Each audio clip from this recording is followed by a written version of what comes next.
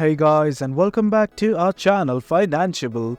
In this tutorial, we are gonna look at how to explore the NFTs in Bitget wallet. Now let us begin. Well, denote that I have already logged into my account. In case you have not, do it right now. It is quite easy. We have also created a tutorial regarding that as well.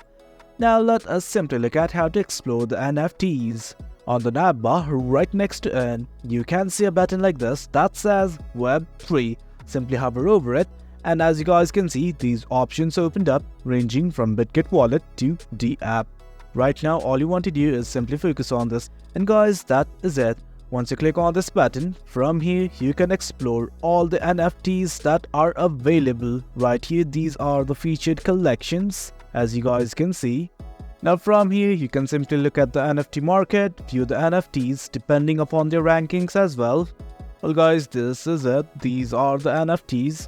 And guys, that is it. That's how you can explore the NFTs in Bitget wallet. Do you know that you can also search for an NFT collection or contact address from right here? You just need to enter the data in the search box.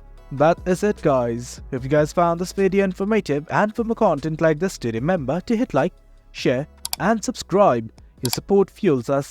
Until next time, thank you.